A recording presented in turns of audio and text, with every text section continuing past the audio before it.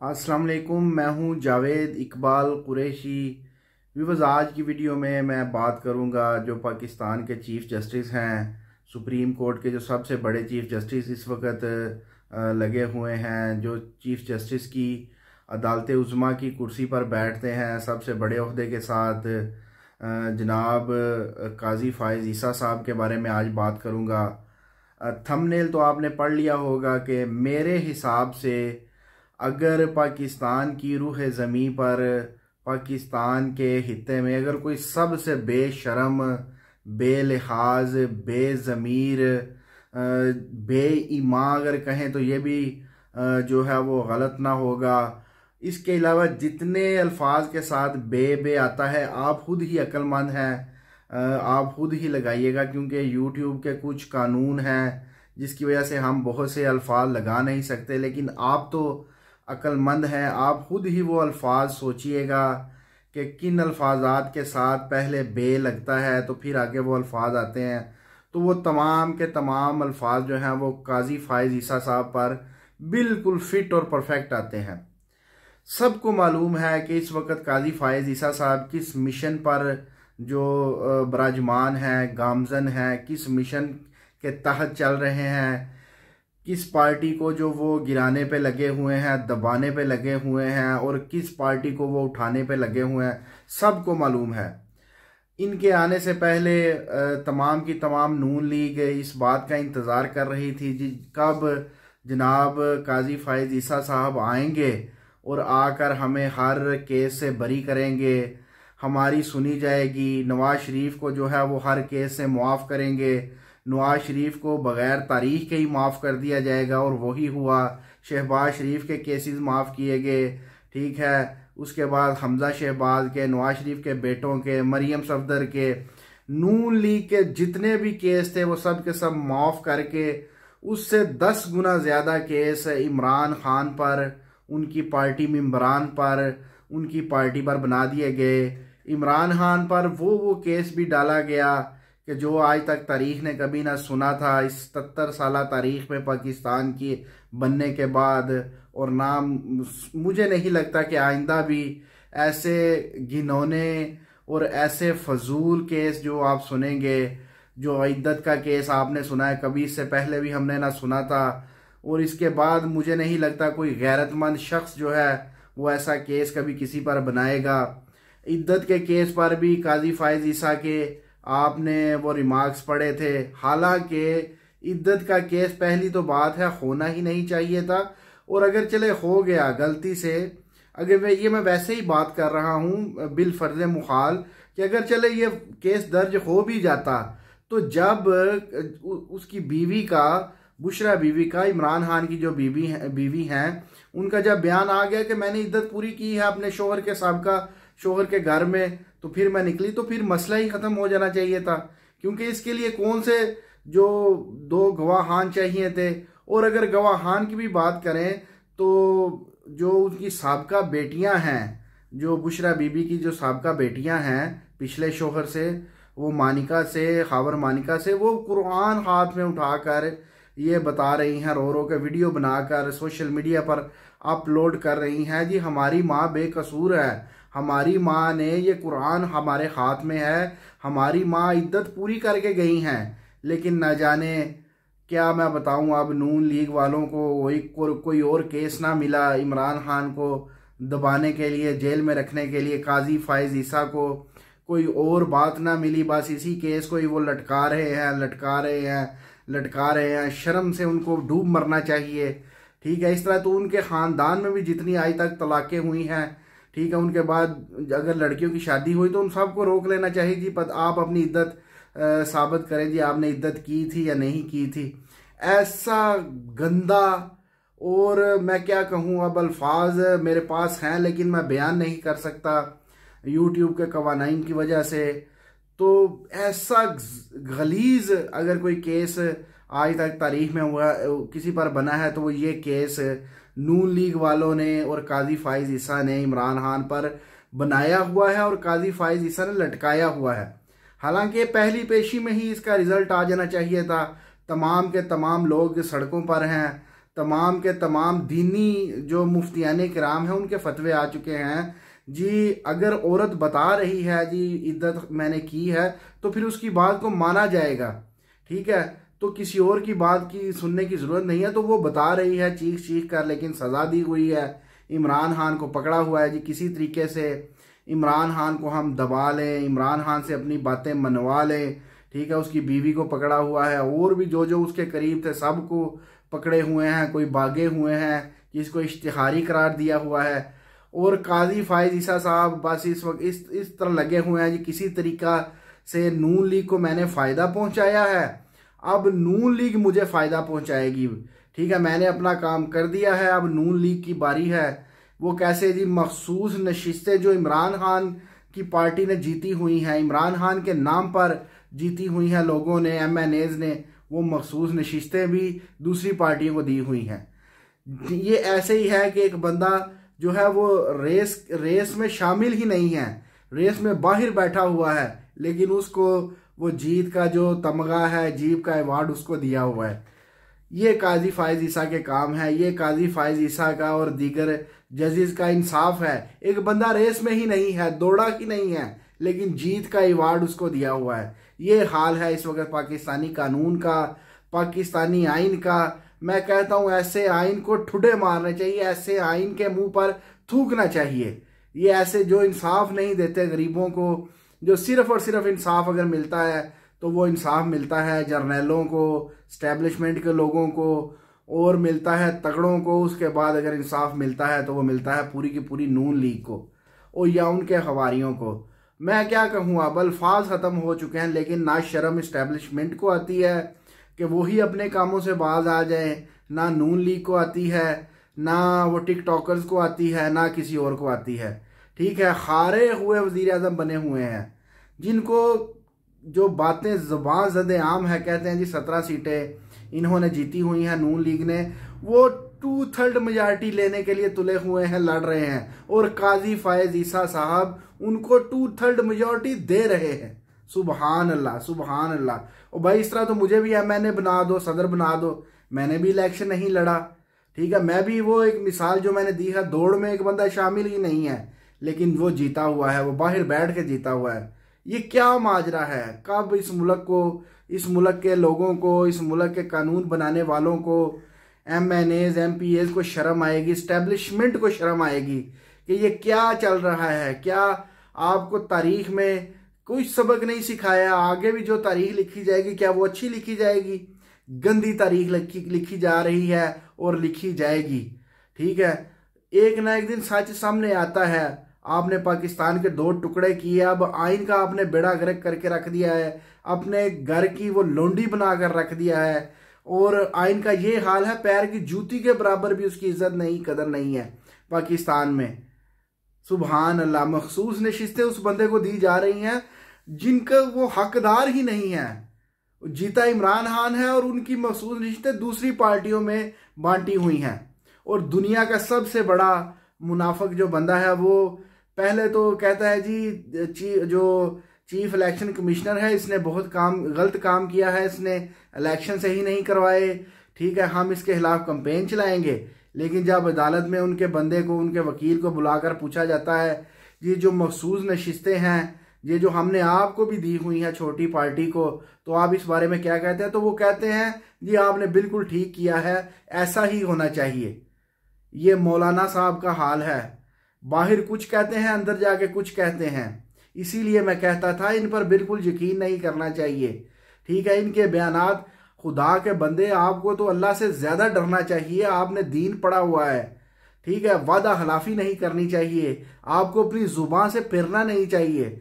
मुसलमान अपनी ज़ुबान से कहाँ फिरता है? एक तरफ आप कहते हैं इलेक्शन कमिश्नर ने इलेक्शन बेच दिए हैं, इलेक्शन का सत्यानाश कर दिया है, हम इस इलेक्शन को नहीं मानते, दूसरी तरफ आप मखसूस नशिस्तें ले रहे हैं। सुबहान अल्लाह। मैं क्या कहूँ आपकी मुनाफिकत पर, आपकी बेजुबानी पर, आपके बद किरदार पर। हालांकि मुझे ये कहना नहीं चाहिए, आप एक बहुत बड़े दीनी मौलाना हैं, क्लेम करने को आप ये कहते हैं जी इतने लाख उलमा के आगे आपने इमामत की है। भाई की होगी, लेकिन अपने करतूत भी तो ठीक करें।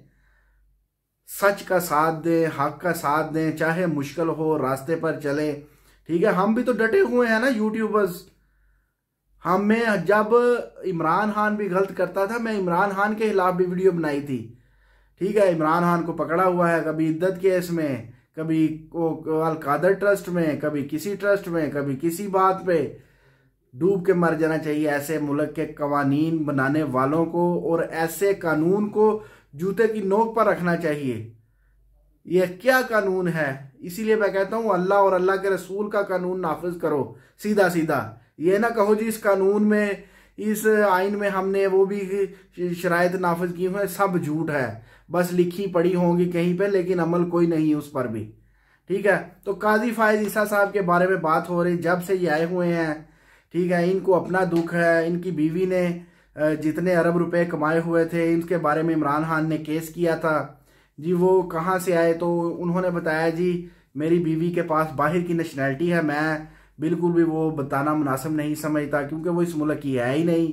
कहाँ से आ गए अरब रुपए कोई मालूम नहीं, हिसाब देना नहीं चाहते। अदालत में केस लगा तो साथी जजेस ने उनके हक में फैसले दिए, क्योंकि उनको भी मालूम है कल ने हम इस पोस्ट पर आना है, हमने भी नोट कमाने हैं और बीवियों के अकाउंट में जमा करवाने हैं। जाहिर है अपने नाम पर तो नहीं ना रख सकते, पकड़े जाएंगे। तो उन्होंने भी कहा जी ठीक है, आज इसकी बारी है, अगर हमने सख्त फैसला सुना दिया, इसको सजा दे दी, तो कल को हमें भी सजाएं होंगी। तो वो बेईमान जजेस ने काजी फायज ईसा का साथ दिया, बरी कर दिया। और अब अगर वो पकड़े होते तो अब वो जज ना लगते सुप्रीम कोर्ट के सबसे बड़े, अब वो चीफ जस्टिस लग गए हैं। अब वो एक एक बात का बदला ले रहे हैं। इमरान खान को जेल में पकड़ाने में इनका सबसे बड़ा हाथ था।